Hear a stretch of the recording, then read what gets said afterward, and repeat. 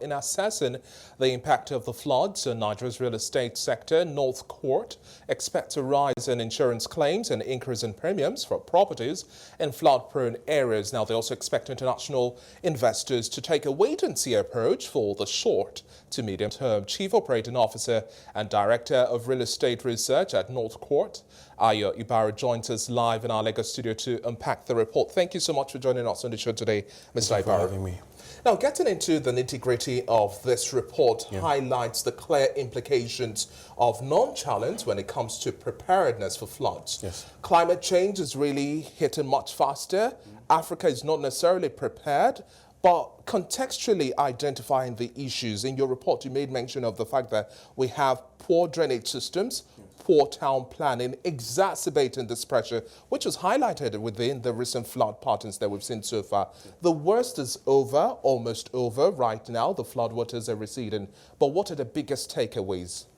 Okay, so thank you very much for having me here. And one of the things that I would want to, first of all, bring to the fore is we did have a situation like this in 2012, where we saw about 2 million Nigerians displaced as a result of the floods. And then if you really want to do a deep dive on what's happening today, you find out that as far back as 1980, there were agreements, there were discussions between the Nigerian government and the Cameroonian government to build dams. And I think it was between 77 and 82.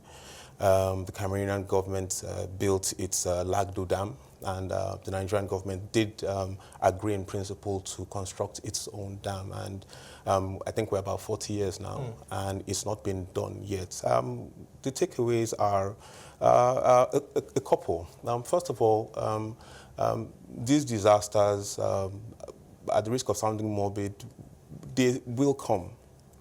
The prediction is that we'll even have more floods come next year. We will have more floods. I mean, the sea levels, as far as Lagos is concerned, is expected to go up by about 27 centimeters. And we still have poor planning in our cities. We still have indiscriminate dumping of waste and refuse across our canals. We still have infrastructure not yet up to par, and these are things that we can schedule and do over the years. You do a little this year, a little next year, and then ultimately you find yourself having a robust system that can protect the citizens against floods. Let me just add something. So I was doing a study on flooding all over the world, because it's nothing new, right? And in Germany, certain buildings have what you call a flood passport, interestingly. And what this is each building has a series of documents that give a history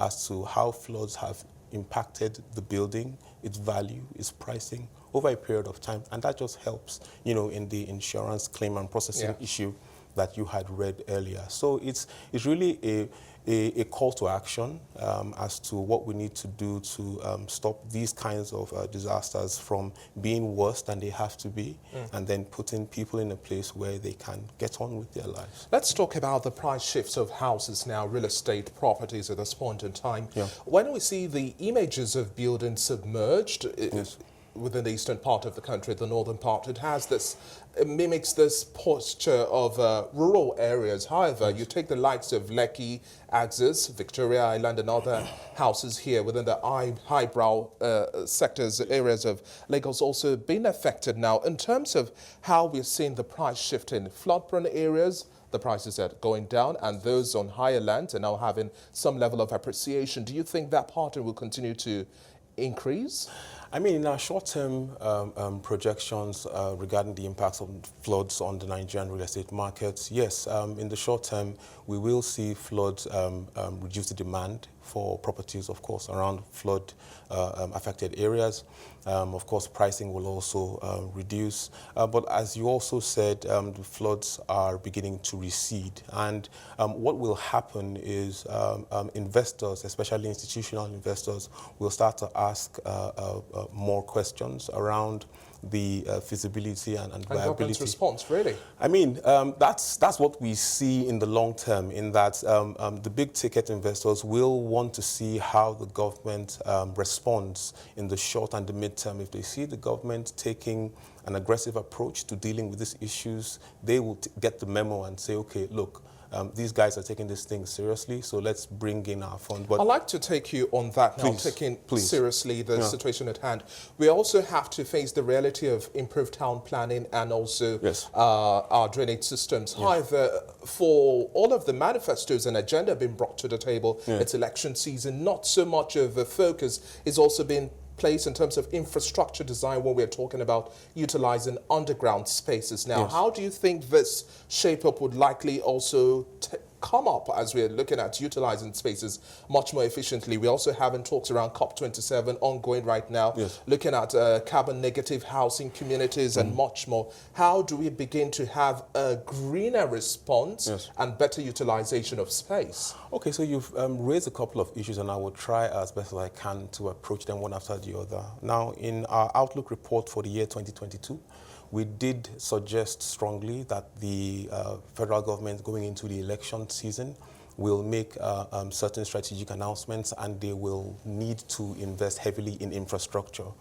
I still think that this will be the case, and this is an opportunity for the central government to show that they have the considerations and they have the lives of the people that they want to lead front and center. So I do think that infrastructure regarding flood protection will see more progress than we have seen. And what about investment in makeshift accommodations as well to higher grounds?